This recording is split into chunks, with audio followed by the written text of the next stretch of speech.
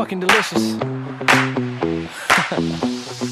Talk to me, God. Talk to me, baby.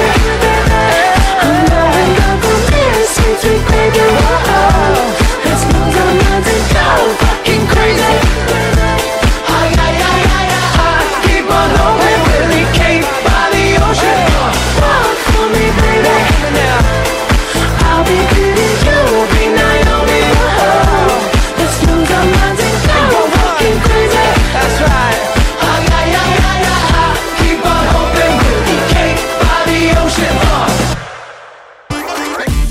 Bienvenidos a Hablemos Claro, Derecho y Actualidad.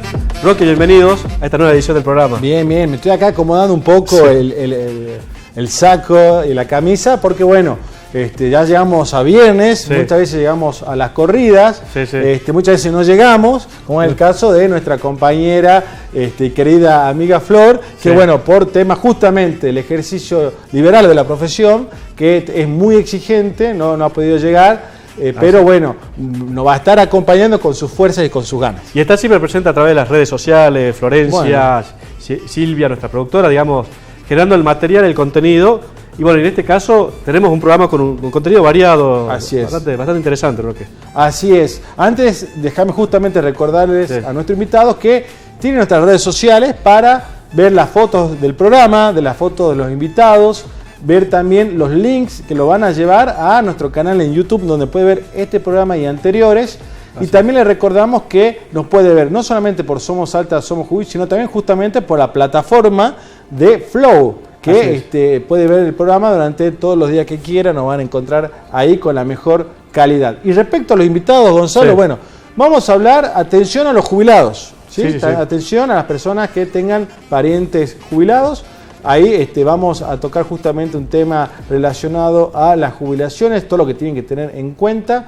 También, Gonzalo, vamos a entrevistar un suceso histórico, ¿no? Que se están cumpliendo este año 38 años. Exactamente, el juicio de las juntas, juicio que se desarrolló en el 85. ¿Cuántos años tenías, Roque? Un año. Un año. Yo tenía 9 años, 8 o 9 años, digamos, un hito histórico de nuestra historia.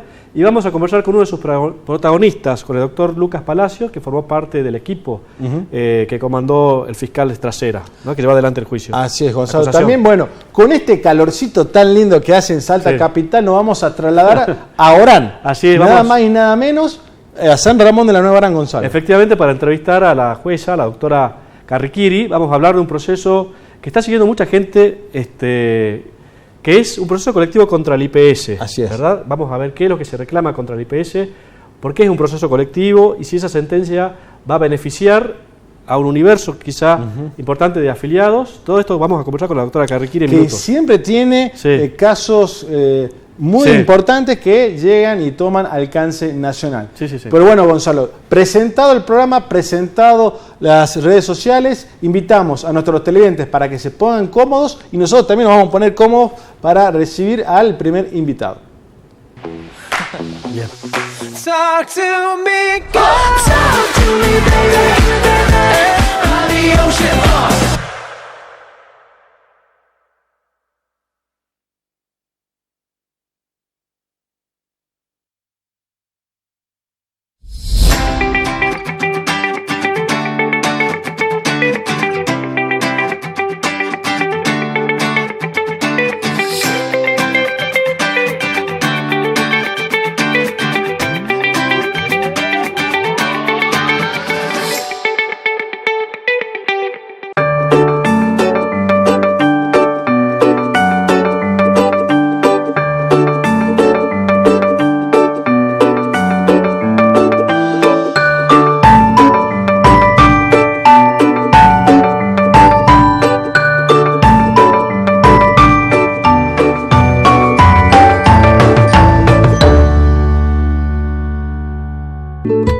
Mayuco, Malbec y Torrontés, de Bodega Valle Arriba, una bodega salteña en el norte del Valle Calchaquí. Mayuco, un vino 100% calchaquí.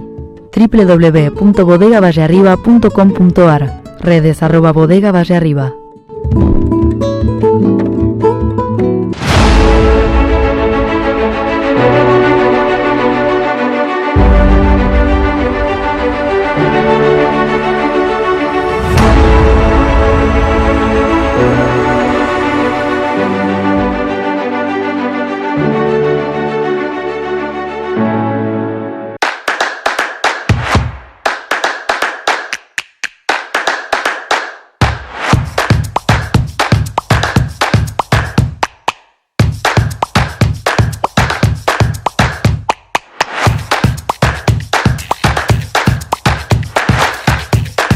Existe un lugar que marca la diferencia, y es la Casona del Molino, la casa de los salteños, donde vas a escuchar un auténtico folclore y probar típicas comidas del norte, para disfrutar en familia y con amigos de martes a domingos, de 12 a 15:30 y de 20 a 4 de la mañana. Luis Burela 1, reservas al 434-2835. Casona del Molino, donde se alegra la noche salteña.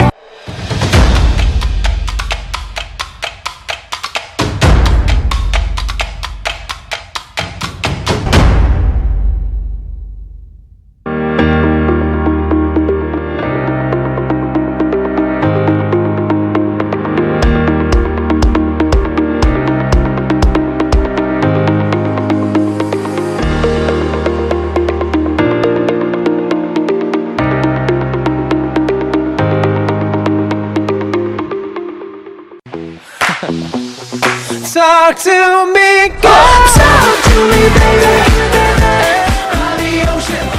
Y seguimos en Hablemos Claro y vamos a tener en este momento contacto.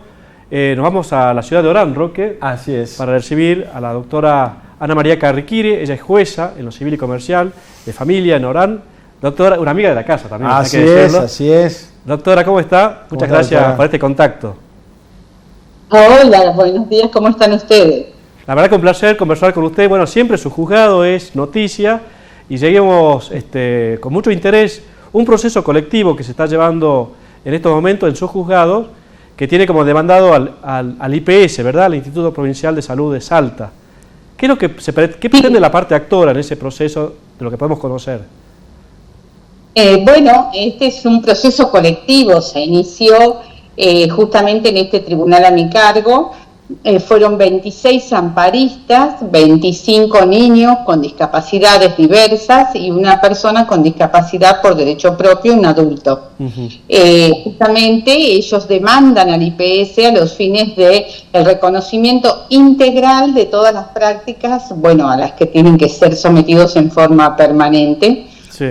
Motivo por el cual dice, ellos manifiestan que se les reconoce entre un 60 y un 70%, motivo por el cual se vieron obligados a hacer este amparo, que de acuerdo al dictamen del señor procurador de la provincia, era con carácter justamente, no era un amparo así individual por cada una de las personas, sino colectivo.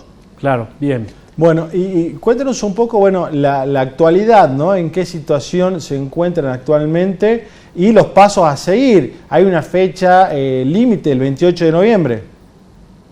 Bueno, sí, previo a eso se hizo una inspección ocular en Caerus. Caerus es un lugar que, porque ahí es el centro neurálgico del amparo, digamos. Caerus es un lugar nuevo acá en Orán, donde atienden todas las prácticas de estos niños con discapacidades diversas, desde autismo, niños Down, niños con hemiplegia, bueno, tienen todo la lista médica y el lugar acorde para esa atención. Es un lugar modelo, calificado, pero no trabaja con el IPS. Entonces la gente acá tiene un peregrinar terrible, sobre todo el viaje que es a Salta. Eso claro. Hace que los niños, los tratamientos queden truncados, porque bueno, nadie está en condiciones de viajar todo el tiempo a Salta, hospedaje, y ese tipo de niños, comentaron ellos en las audiencias, el trauma que era para ellos volver en colectivo, sobre todo en el caso especial de algunos niños autistas. Entonces, ¿por qué recalco este tema? Porque se hizo una inspección ocular en Caerus. Yo no lo conocía a Caerus, entonces digo, bueno, tengo que ir a ver de qué se trata, al margen que esté en la documentación.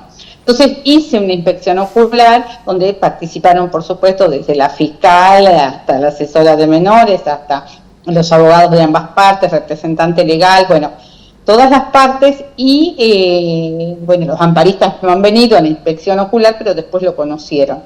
Y bueno, sí, la verdad que la parte médica uno no tiene la idoneidad para decir es el lugar adecuado o no, pero era sin duda el solo hecho de ver los lugares, ver la nómina de médicos, uno se daba cuenta que era un lugar propicio y la verdad muy ventajoso para los papás y los niños. Después de la inspección ocular se hizo una audiencia pública. En esa audiencia pública, que fue con mucha asistencia, donde se contaron este tipo de relatos desgarradores, muchos, ¿no es cierto?, porque lo que vive una mamá, un papá, un abuelo, quien tenga a cargo de esos niños, era desgarrador. Y el IPS adelantó ya ahí públicamente que sí va a contratar a Caerus. O sea que eso es un gran paso en este amparo colectivo, pero también se le exigió a las autoridades de Cairo que pongan toda la documentación a disposición y lo que les falte para alguna habilitación a disposición del IPS. Las partes me pidieron una suspensión de plazo y yo expliqué en la audiencia pública, como lo he hecho en muchas de mis sentencias, que en los niños el tiempo sentencia. Entonces el plazo que yo les iba a dar era hasta el 28 de noviembre. Creo prudente, nada se puede hacer de un día para el otro, pero tampoco puedo seguir dilatándolo. Claro. Las partes van a arribarme en un acuerdo mutuo, los amparistas, le expliqué bien a los papás todos presentes, papás, abuelos, tíos, los que estaban presentes, los guardadores, si ellos comprendían lo que las partes intentaban hacer, que era el ofrecimiento de suspensión de plazo y de un acuerdo. Si ellos entendían, ellos estaban de acuerdo por unanimidad, todo fue que sí. Entonces, lo que sí puse fue un plazo, que es 28 de noviembre. Ese plazo es máximo, porque claro, si las partes logran un acuerdo, bienvenido sea, por supuesto, ¿no? Claro. Doctora, ¿es posible que este proceso concluya con un acuerdo, ya que estamos hablando de derechos que no son negociables? En definitiva, el derecho a la cobertura integral que marca desde la Convención de Discapacidad hasta la ley nacional que establece, y la ley provincial también, que establece, digamos, una cobertura integral y 100%. Y muchas veces sucede, y la Corte de Salta ya lo ha dicho en innumerables fallos, que el IPS aplica un nomenclador provincial propio que está por abajo del nomenclador nacional, digamos, implica avanzar contra el principio de la integralidad de la cobertura. ¿Eso está en discusión en este proceso, además de la contratación de este centro que menciona? Sí, el tema del nomenclador fue tema de la audiencia pública. Las partes, bueno, el IPS explicó por qué el nomenclador era provincial, los amparistas explicaron por qué exigen el nacional. Bueno, con todo lo que sea tema de sentencia, por supuesto que no puede adelantar. Criterio. Claro, claro. Pero creo y veo con buenos ojos el hecho de que pueda llegarse a un acuerdo, y eso le dije a los papás presentes, que el acuerdo tiene que ser siempre y cuando estén garantizados los derechos de los niños y adolescentes con discapacidad, y o el adulto con discapacidad. Claro. Doctora, esta situación, este amparo es respecto a esta cantidad de personas, ¿no? Casi son 28, mayoría niños, menores de edad, y un adulto. ¿Qué va a suceder con aquellos que no participaron de esta acción? Igual hay 56 adherentes más, ¿no? Ajá. Se abrió por 2 días la convocatoria, porque el objeto del amparo es para el departamento de Orán y para la discapacidad. Bien. Entonces hubo 58 adherentes más. Entonces, sí, sumado justamente además de los amparistas que en principio se... O sea, el efecto colectivo que eventualmente tendría la sentencia de dictarse o el convenio, de arribarse a un acuerdo y que sea homologado después judicialmente, va a beneficiar a las personas con discapacidad de la ciudad de Orán. No va a tener un efecto expansivo para el resto de la provincia. Del departamento Orán, del departamento que abarca desde hasta Aguas Blancas, claro, y desde Santa Victoria Oeste hasta acá, hasta Orán. Así es. Han participado de la audiencia también la Fiscalía Civil y la asesora de incapaces, ¿verdad? Sí estuvieron presentes por el departamento de Orán, digamos, aquí la asesora de menores e incapaces, número 1, y en ese día estaba de reemplazo por el número 2 también, así que ella cubría las 2 defensorías ese día. Estuvo presente la señora fiscal civil y comercial, la doctora Marcela de Los Ángeles Fernández, los 2 abogados por los amparistas. Por el IPS estuvo la doctora Figueroa, el doctor Martín Bravo, y estuvo por el departamento de discapacidad del IPS la licenciada, no me acuerdo el nombre de ella, porque habló tanto y tan claro, pero estuvo ella por parte de... sí, creo que es Salazar ella, mire, le voy a decir bien, porque la verdad que todos fueron muy respetuosos al momento de hablar, todos, la verdad que sí. Doctora, entonces, el pronóstico a corto plazo es positivo. Es para estas personas, ¿no es cierto?, que fueron originalmente los reclamantes y los que se adhirieron luego. ¿Qué sucede, Dios no lo quiera, toquemos madera, si al 28 de noviembre no tenemos nada? No se ha avanzado y las partes no se han puesto de acuerdo, o el IPS se endurece la posición o solicita una postergación de estos plazos. Bueno, en cuanto a los plazos, yo ya he aclarado que el plazo ese era el máximo y he explicado y me he tomado un tiempo para explicar en la audiencia pública el tema del plazo. Entonces ellos saben que el plazo, ese es el plazo. Claro. Entonces ahí creo que ya no imagino que no van a dar cumplimiento a eso, lo que ellos mismos pidieron. De todas maneras, confío que lo van a hacer antes. De no hacerlo, que es su pregunta, el día 29, porque no el 28, el 29 voy a reanudar de oficio los plazos. Bien, doctora, entrando, digamos, a la cocina del juzgado, digamos, tramitar un proceso colectivo donde hay tantas partes, donde se requiere, digamos, una infraestructura para llevar a cabo una audiencia en la que puedan estar presentes tantos sujetos del proceso, ¿no?, de fiscalía, de asesoría. ¿Cómo se manejó el distrito del Poder Judicial en Orán, digamos? ¿Cómo se desarrolló el proceso? ¿En qué lugar? Sí, en cuanto al Poder Judicial, la verdad que nos han facilitado también. Ahora tenemos este juzgado, concretamente de familia, tiene ahora 3 secretarías, una que es la Secretaría de Amparo, digamos. Yo las he dividido las secretarías así, una la tengo dedicada a los amparos, tenemos muchísimos amparos. Esto es un amparo colectivo, pero a nosotros nos ingresa mucha cantidad. Al margen, por supuesto, de otra tarea que hace la secretaría, pero hay una secretaría abocada. Entonces, bueno, eso ya da un orden que permite, porque acá se mueve mucho un expediente. En un solo día este expediente tenía 400 hojas. Es muy original esa organización de tener una secretaría especializada en temas de amparo, digamos.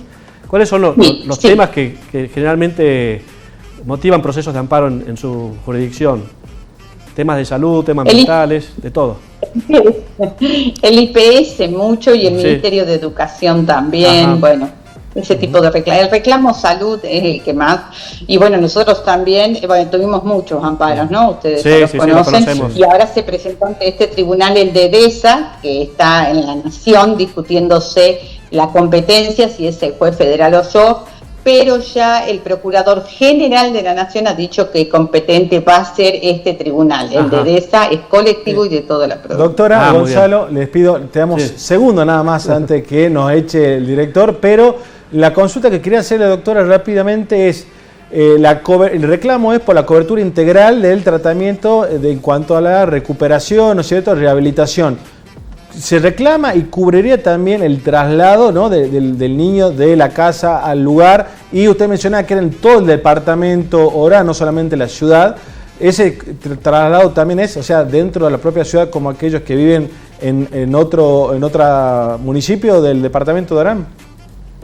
Sí, exactamente, justo exactamente, eso es uno de los puntos también del amparo, porque el tema traslado no deja de ser un tema que justamente uno de los problemas que trunca la continuidad de la asistencia del niño. Claro. La gente no tiene para pagar el traslado, y el traslado es permanente, es todos los días. Exacto.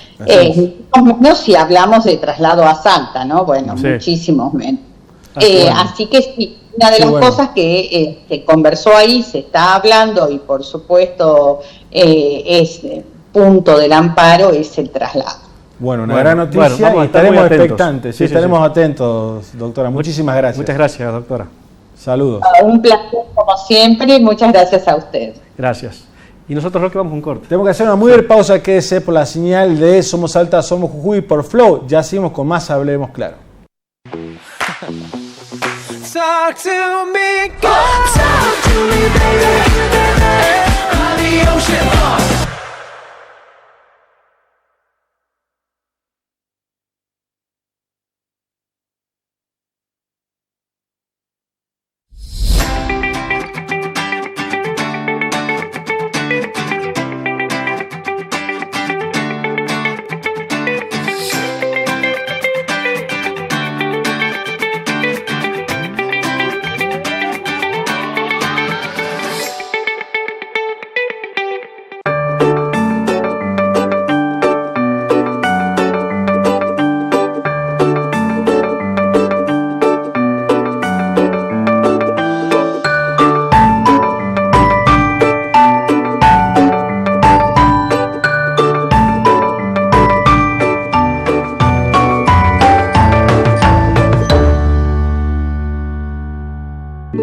Vinos Mayuco, Malbec y Torrontés, de Bodega Valle Arriba, una bodega salteña en el norte del Valle Calchaquí. Mayuco, un vino 100% calchaquí.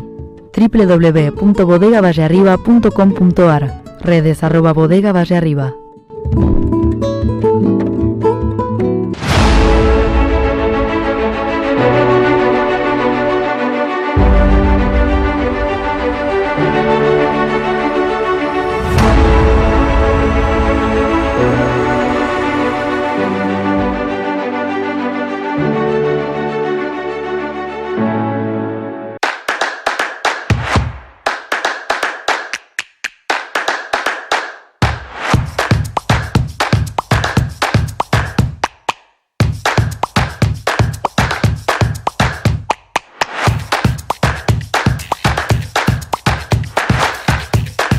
Existe un lugar que marca la diferencia, y es la Casona del Molino, la casa de los salteños, donde vas a escuchar un auténtico folclore y probar típicas comidas del norte, para disfrutar en familia y con amigos de martes a domingos, de 12 a 15:30 y de 20 a 4 de la mañana. Luis Burela 1, reservas al 434-2835. Casona del Molino, donde se alegra la noche salteña.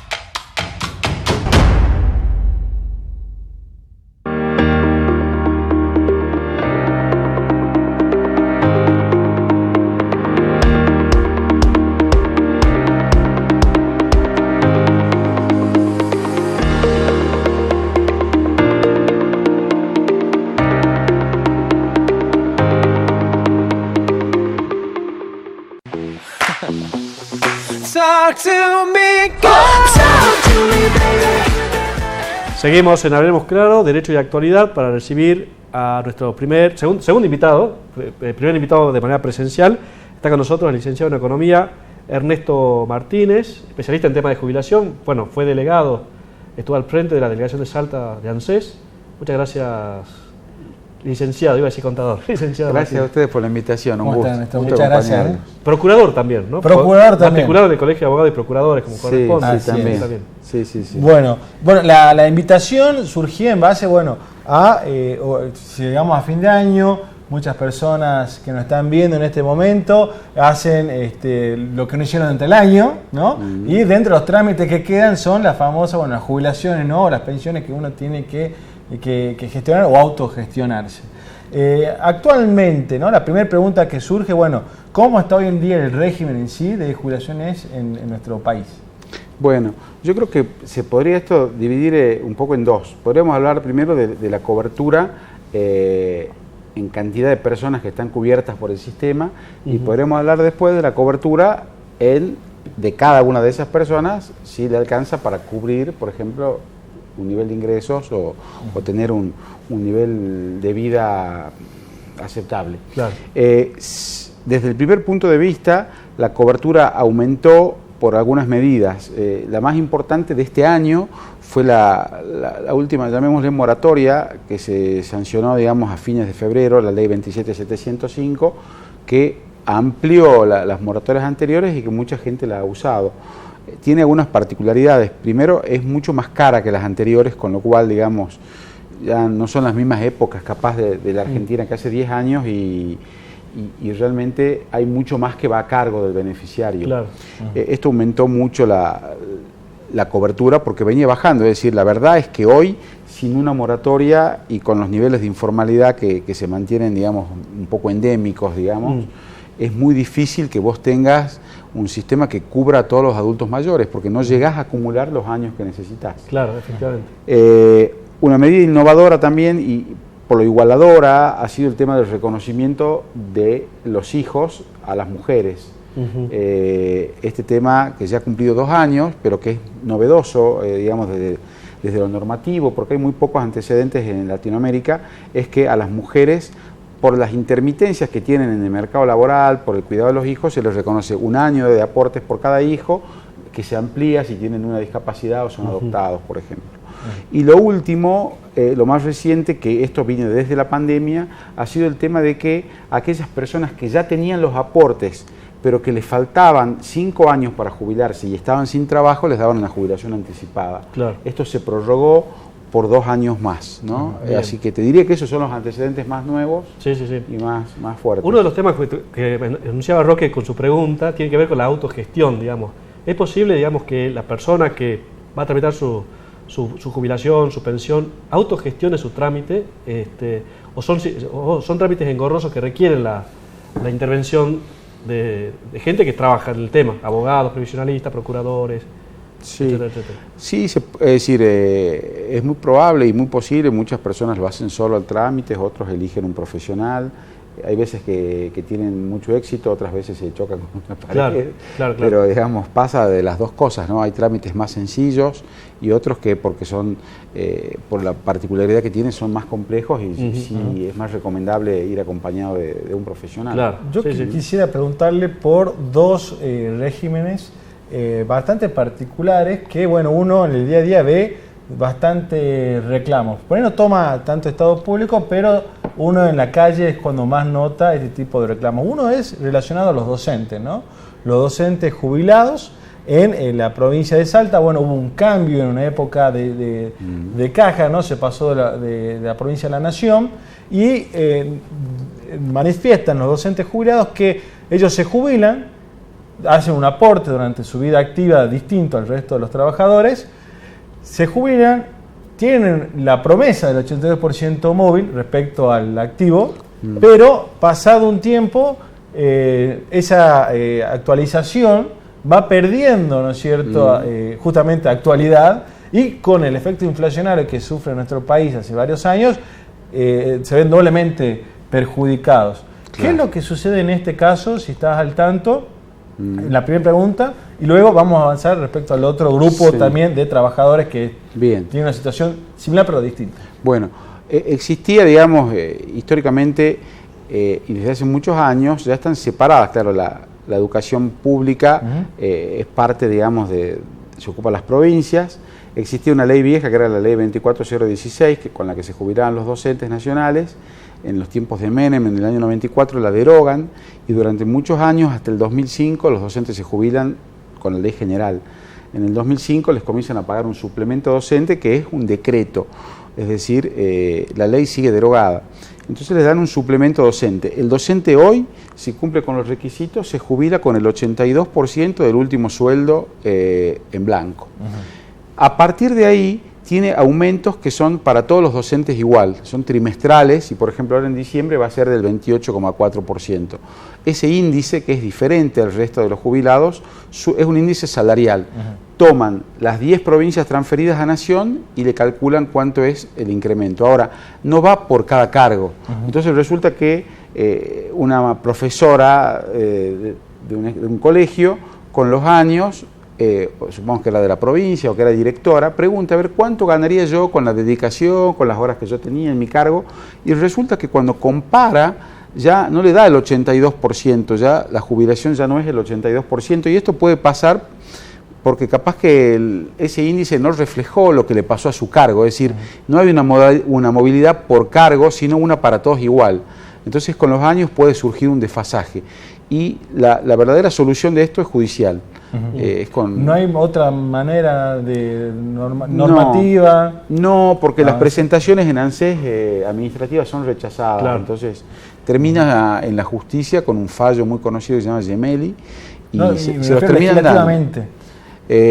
Ahora, el problema es que a partir de ahí, supongamos que la sentencia dice, bueno, a la persona tal denle el 82% de lo que ganaría, pero resulta que ANSES en sus registros no tiene una grilla exacta de lo que ganaría una maestra de zona X con tantas horas. Entonces la persona, una vez que ganó el juicio, tiene después que impulsar ese reclamo administrativo que periódicamente le vayan aumentando, ¿no? Es un problema, sin duda. Bueno, muchas veces la respuesta hay que buscarlo entonces a través de la justicia. La pregunta es, la gente se pregunta, ¿no?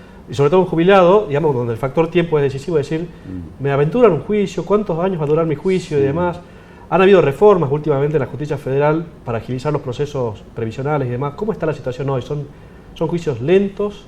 Sí, yo la verdad es que no es la verdad el tema que yo más trabaje, pero yo veo que en general sí están funcionando, y pero estamos hablando del orden de 3 años. Claro. Estos juicios docentes siempre terminan saliendo, si es que realmente hay una diferencia sustancial, pero en el primer tiempo uno no ve ese desfasaje y no siempre debiera ocurrir, porque el índice que tienen los docentes es un índice salarial puramente, pero sí a veces se va con los años dando una diferencia que se puede ir ampliando, ¿no? Como dos líneas que se van bifurcando lentamente, claro, y con el tiempo sí puede ser sustancial. Otro de los grupos, ¿no es cierto?, que tenían también cuestiones relacionadas con su jubilación son los policías, ¿no? Los policías de la provincia manifiestan que ellos se pasan a retiro, que es un sistema distinto, y esperan entre 4 o 5 meses, medio año, hasta que les sale lo que sería, usted corrígame si es jubilación o no técnicamente hablando, o los haberes. Sí. Y mientras tanto no quedan en nada. ¿Por qué esta demora? ¿Qué es lo que sucede? Ellos son retirados, y la verdad es que es una cuestión centralista, administrativa, que sigue siendo así. Todas las policías, todas las fuerzas de seguridad que pasaron a la órbita de ANSES, que son de las 10 cajas transferidas, se siguen trabajando estos expedientes en Buenos Aires, y entonces primero pasa por la policía de Salta, después va a un área dependiente del Ministerio de Seguridad, después de esto va a Buenos Aires, y la verdad es que son lentos los trámites, y lo que es más grave es en el caso de retirados que fallecen y las pensiones, ¿no? Sigue siendo un problema que uno ve que hay mucha demora en ese tema. Un tema administrativo que ojalá que en algún momento se pueda descentralizar, claro, le va a dar mucho más dinamismo, ¿no? Efectivamente. Bueno, otro grupo son los profesionales, digamos. Nuestro régimen es de cajas. ¿Hay cuántas cajas? 7 cajas profesionales en la provincia, los abogados, los médicos, los contadores. Y las jubilaciones, uno escucha, son muy bajas. Y de hecho es bajo el índice, por lo menos, de abogados que se jubilan, porque continúan trabajando porque la jubilación no le asegura, digamos, el ingreso que necesitan para llevar la vida y demás. Sí. ¿Cómo ve el tema de las cajas, digamos? Sí, porque realmente no es un problema de financiamiento. No es un problema solo del sistema público, sin duda, ¿no? O sea, uno va viendo, vos ves con los años cuánto. Yo no tengo los números en mente, por ejemplo, de la caja de abogados o de otras cajas, pero sí en general cuando uno va comparando los valores, pareciera que se van quedando y acercándose cada vez más a los del sistema público, ¿no? Entonces, está muy relacionado con una pirámide, con la base que vos tenés para sustentar esos sistemas que son siempre de reparto. Claro. Así que sí, es un problema que creo que vamos a tener que comenzar a ver en algún momento.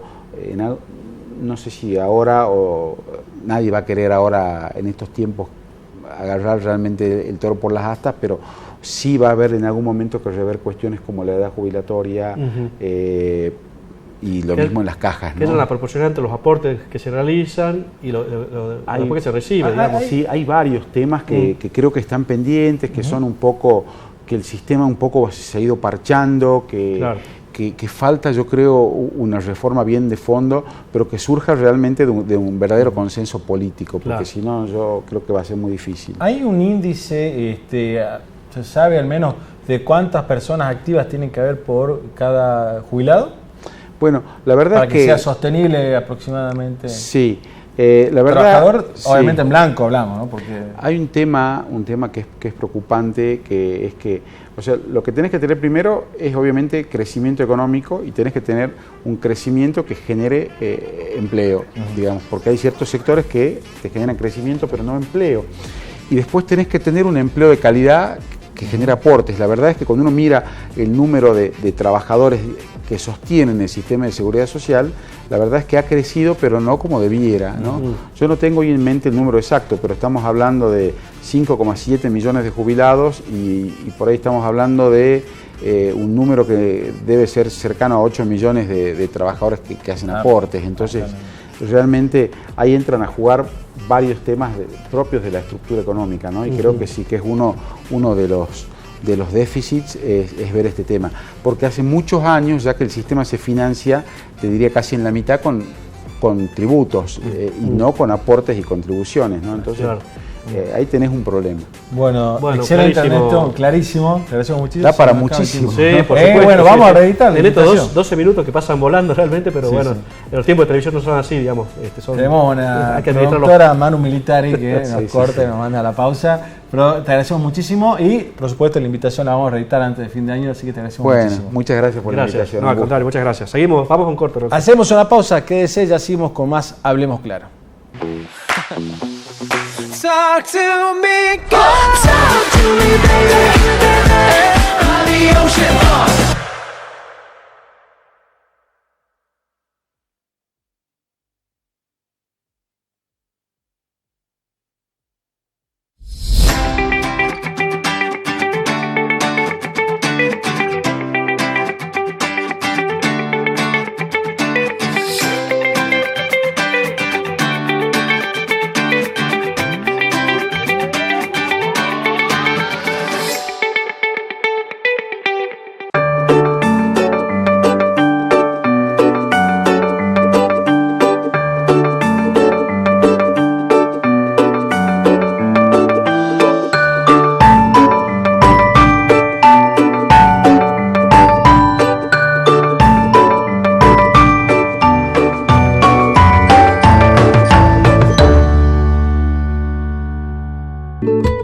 Mayuco, Malbec y Torrontés, de Bodega Valle Arriba, una bodega salteña en el norte del Valle Calchaquí. Mayuco, un vino 100% calchaquí. www.bodegavallearriba.com.ar. Redes @Bodega Valle Arriba.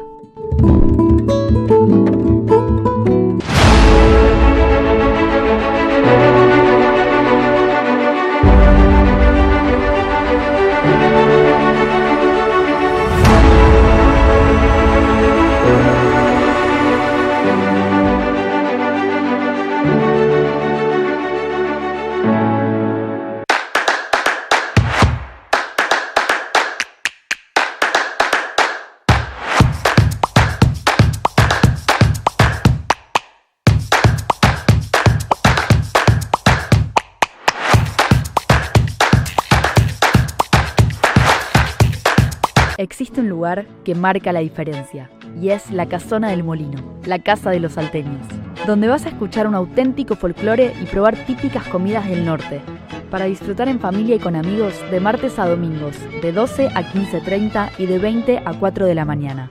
Luis Burela 1, reservas al 434-2835. Casona del Molino, donde se alegra la noche salteña.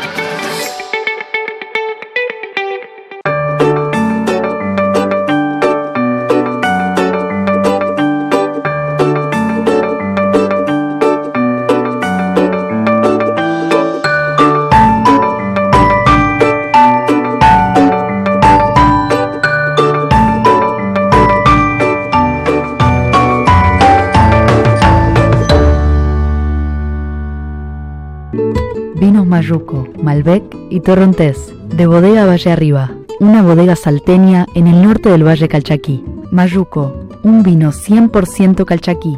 www.bodegavallearriba.com.ar. Redes @Bodega Valle Arriba.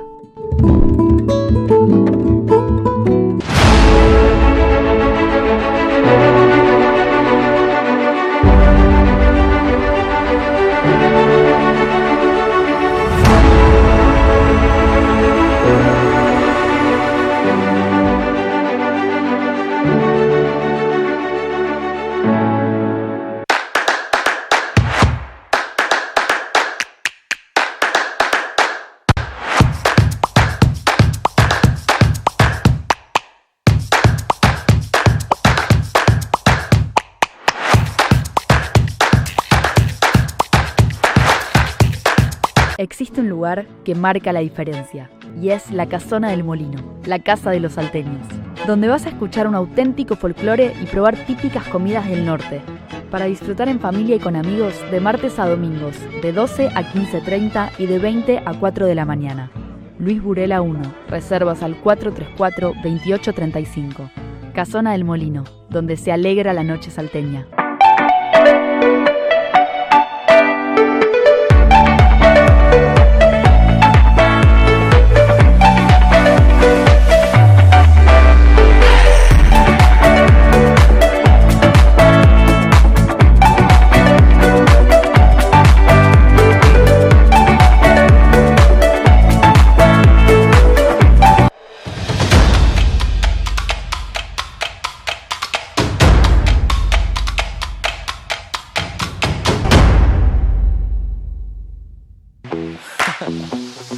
Talk to me, girl. Talk to me, baby. Seguimos en Hablemos Claro en este viernes 17, ya prácticamente ya estamos cerca de las elecciones, ¿no? Un momento decisivo para nuestro país. Exactamente, no podemos emitir ni promocionar ideas políticas, ni de candidaturas, no se puede hacer proselitismo. ¿Qué más, Gonzalo? No se puede, por ejemplo, dar a conocer encuestas. Efectivamente, porque es un momento de reflexión, ¿no? La veda electoral, así lo marca nuestra legislación electoral, es un momento para que el ciudadano ya, digamos, empiece en un ámbito de reflexión, ya no hay propagandas, ya no prende el televisor y aparecen los una liga para los televidentes. Efectivamente. Ya está un poco... Pero ¿qué sucede, por ejemplo, con Internet, ¿no? Uno que ve... por ejemplo, en YouTube, ¿no? Sí, que te llegan los anuncios o entras a las redes sociales y demás. Bueno, ahí necesitamos una legislación específica. Si bien, digamos, debieran autolimitarse los candidatos y también respetar el entorno digital, falta todavía una norma que establece, ponga las cosas en claro, ¿no? Que lo establezca expresamente. Por ejemplo, estamos viendo, Hablemos Claro justamente por YouTube, tenemos nuestro canal, pasamos el chivo, quiero ver, hablemos claro, y me sale la figura de algún candidato de algún partido.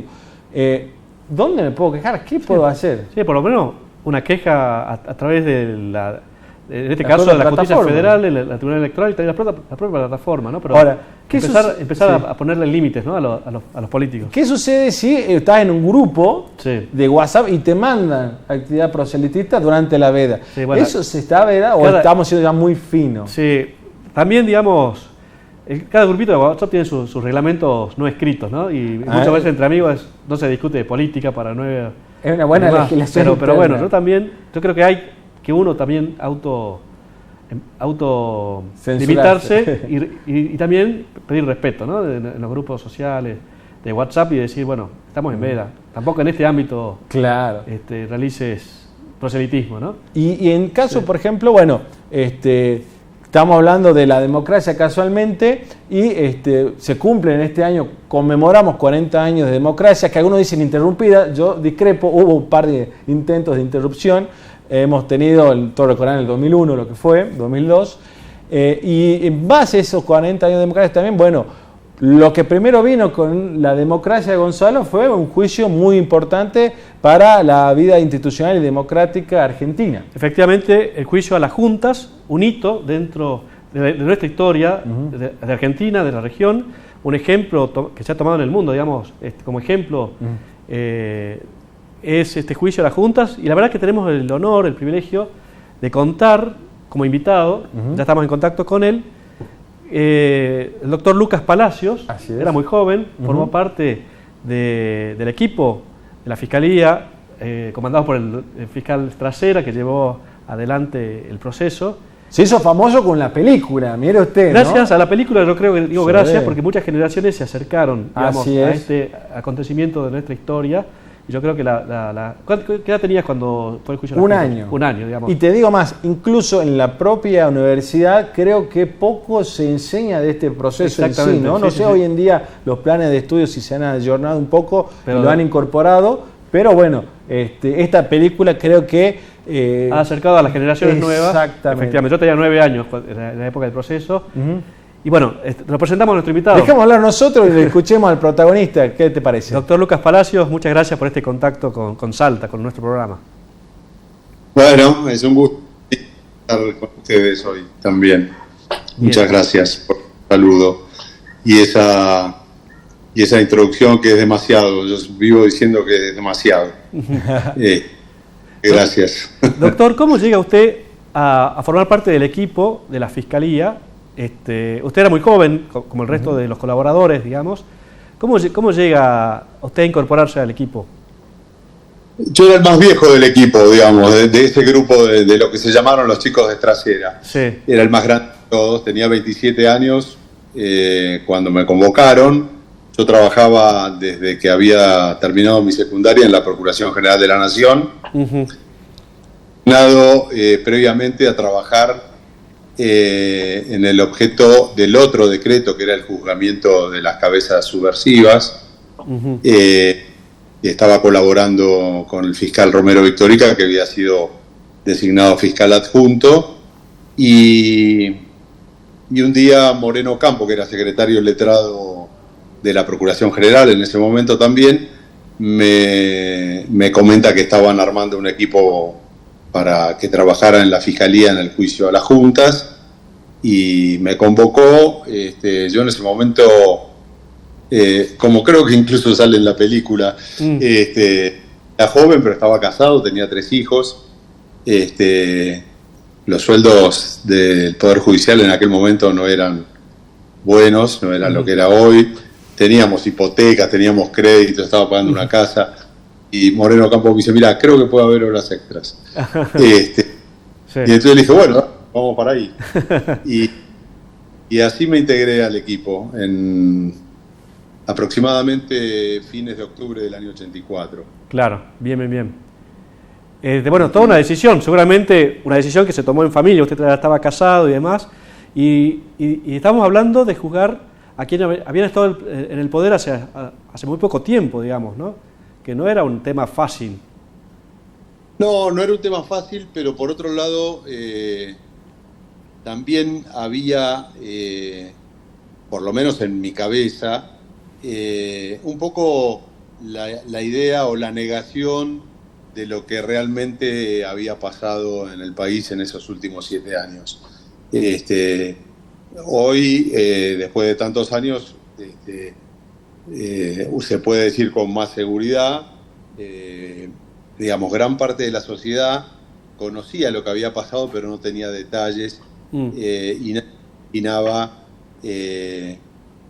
la dimensión que tuvo. Por lo menos en lo personal a mí me pasó eso. Yo llegué a la fiscalía sin saber aún cuando ya había sido publicado el informe de la CONADEP, el Nunca Más, y había leído, etcétera, pero empezar el trabajo en la fiscalía fue como correr un telón o una venda de los ojos y ver lo que realmente había pasado y lo que se había hecho durante la época de la dictadura.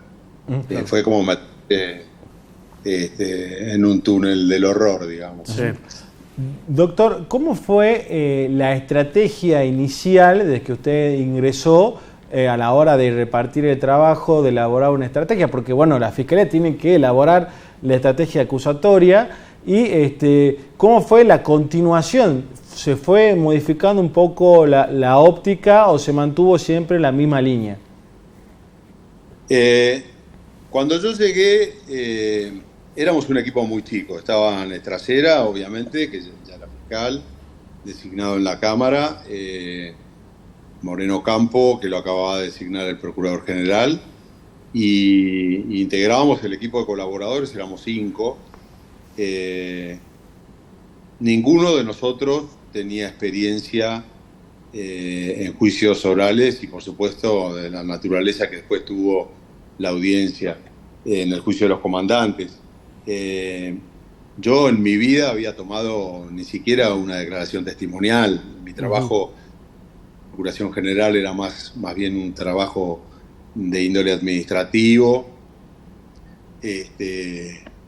y recién había empezado a hacer algunas relatorías en algunos dictámenes simples, etcétera. Y al resto del equipo le pasaba un poco una cosa parecida. Y un poco la idea era que se trabajaba como tradicionalmente se trabajaba en la justicia. Moreno Campo fue quien introdujo un poco la idea de que teníamos que cambiar esa estrategia y que teníamos que trabajar como o similar o tratar de parecer cómo se trabaja en la justicia americana, norteamericana, y lo que teníamos que salir nosotros era buscar la prueba. No la íbamos a encontrar en papeles y leyendo expedientes, que era más o menos la forma tradicional de trabajar. Y así fue como se decidió ir a la fuente, que en ese momento era el informe de la CONADEP. La CONADEP ya había terminado su tarea, se había creado la Subsecretaría de Derechos Humanos, que tenía todos sus archivos en recintos del Teatro San Martín, ahí en la Avenida Corrientes. Y estuvimos un poco, casi un mes, trabajando en los archivos de la CONADEP, seleccionando casos. La idea era probar que había un plan estratégico y que había sido ejecutado de la misma manera en todo el país. Y por eso fue que elegimos casos, algunos ya conocidos, paradigmáticos, como el caso de la noche de los lápices o algunos otros. Pero nos dividimos por centro de detención, de los conocidos en aquel momento, porque tampoco se conocían todos los que hoy se conocen, y nos dividimos en grupos de A2, seleccionando casos de los centros más importantes que había conocidos en aquel momento, que es La Perla en Córdoba, casos que habían ocurrido en el norte, en Tucumán y en Jujuy, Mendoza, por supuesto la ESMA, Atlético Banco y Olimpo. Yo tomé Vesubio, tomamos casos de Rosario, y así fue como hicimos esa selección de 711 casos, que en alguna manera, desde nuestro punto de vista, representaba lo que había pasado en todo el país. Uno lee la bibliografía que ha aparecido en los últimos años sobre el juicio de las juntas, bueno, recientemente Gil Lavedra, que nos permite entrar en la cocina del proceso, ¿no? Y realmente una tarea titánica, ¿no? Pensemos que no existía internet, que la fotocopiadora era un bien de lujo en el Poder Judicial. Nos queda un minuto. Y en un minuto que nos queda, ¿qué le ha quedado de este proceso en su vida, digamos, como experiencia de vida? ¿En qué lo ha marcado en su vida personal, profesional, el proceso? Por supuesto, queremos hacer 500 preguntas Tenemos más. 10 segundos. Sí. Nosotros en aquel momento sabíamos de la importancia que el juicio tenía y por supuesto lo tomamos con mucha responsabilidad. Después, con el transcurso de los años, nos damos cuenta de lo que realmente el juicio significó y significa hoy, ¿no? Que en alguna medida constituye uno de los pilares o uno de los hitos de esta nueva democracia que se inició a partir de la presidencia de Raúl Alfonsín. Y este último año, gracias a la película, digamos, que sus críticas a algunos le han hecho, pero más allá de eso, la importancia de la película de Argentina en 1985 es que puso en valor de nuevo el juicio y posibilitó que millones de personas, incluso acá en la Argentina y en el exterior también, vieran, obviamente enfocado desde la tarea que cumplimos nosotros en la Fiscalía, pero que vieran lo que fue. Justamente yo no tenía esa percepción y a raíz de eso, en el mes de junio, fui invitado a Italia a dar una charla sobre el juicio. Sí.